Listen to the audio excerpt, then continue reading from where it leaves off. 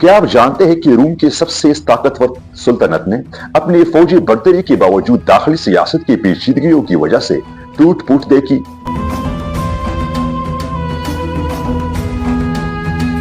या ये कि मुगल सुल्तनत के दरबार में फनून और सकाफत के चर्चे इस वक्त के अवाम के अखलाकी जज्बे को धुंधला कर रहे थे।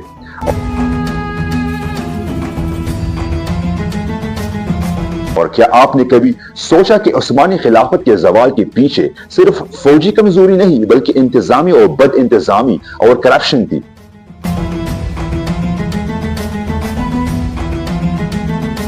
यह सब कुछ हमें यह सिखाता है कि हर अजीम कौम की असल ताकत कुछ और है और ज़वाल की वजूहात हमेशा वही दोहराई जाती है। दोस्तों, मैं हूं आमिर शाह और आज हम बात करेंगे एक ऐसे राज की जिसे शायद आपने कभी तारीख की किताबों में नहीं सुना, लेकिन यह हर कौम की उरूज और ज़वाल के पीछे छुपी हकीकत है।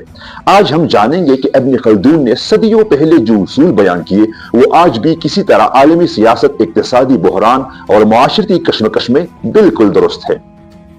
इब्न खल्दून ने सदियों पहले यह वाज़ेह किया कि कौम की ताकत सिर्फ फौज या दौलत में नहीं बल्कि उसकी इज्तिमाई जोश, इत्तेहाद, इखलाकी जज्बे और इल्मी तरक्की में छुपी होती है।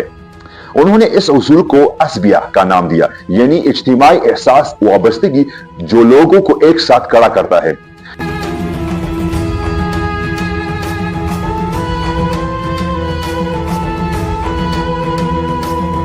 जब यह जज्बा मजबूत होता है तो कौमें ना सिर्फ ताकतवर होती है बल्कि इल्मी, इक्तिसादी और फौजी लिहाज से भी दुनिया पर छा जाती है। लेकिन जब दौलत, ऐश व आराम और राहत बढ़ती है तो यही इज्तिमाई जज्बा मांद पड़ जाता है और ज़वाल की बुनियाद रखी जाती है। तारीख के मुख्तलिफ वाक़यात इस नजरिए की तस्दीक करते हैं।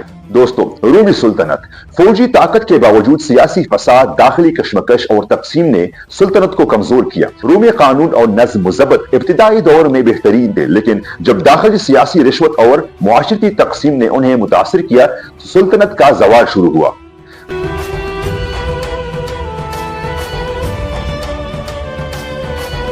मुगल सुल्तनत फनून और सकाफत में इजाफा बिलाशुबा शानदार था, लेकिन ये दौलत और ऐश व आराम अवाम के अखलाकी जज्बे और माशरती यकजहती को कमजोर कर रहा था।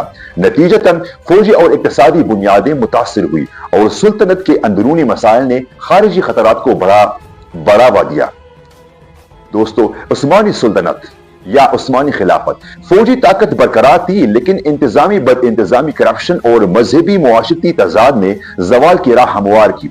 मिसाल के तौर पर टैक्स निजाम की गैर मसावी तकसीम ने गरीब आवाम को दबा दिया और दाखिला फसाद ने सल्तनत की ताकत को महदूद कर दिया।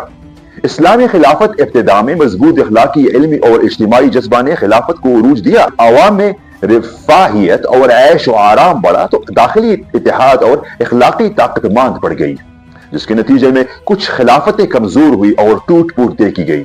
ये उसूल आज भी सादिक है। जदीद रियासतें वक्ती कामयाबियां हासिल करती है, लेकिन अगर आवाम की इज्तिमाई शऊर, अखलाकी मायार और इल्मी तरक्की को नजरअंदाज किया जाए तो अंदरूनी तकसीम और वसाइल की गैर मुनसिफाना तकसीम ज़वाल की तरफ ले जाती है।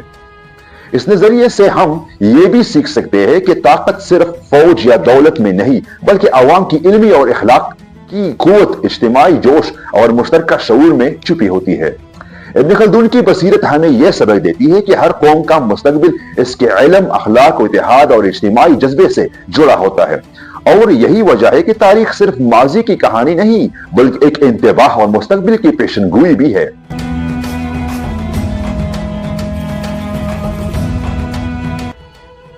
हर बादशाह, हुक्मरान या अवामी कायद को यह समझना जरूरी है कि अगर अखलाकी और फिक्री बुनियादी कमजोर पड़ जाए तो ज़वाल आना लाजमी है, चाहे फौजी ताकत और दौलत कितना भी ज्यादा हो। दोस्तों, अगर आज आपने कुछ नया सीखा और सोचा कि कौमों का मुस्तकबिल किस तरह बनता और बिगड़ता है तो लाइक करें, शेयर करें और सब्सक्राइब करना ना भूलिए। आगे हम इसी तरह की मजीद राजों और हकीकतों को खोलेंगे जो शायद किसी ने आपको कभी ना बताया हो। अपना ढेर सारा ख्याल रखें। मुझे दीजिए इजाजत। अल्लाह हाफिज।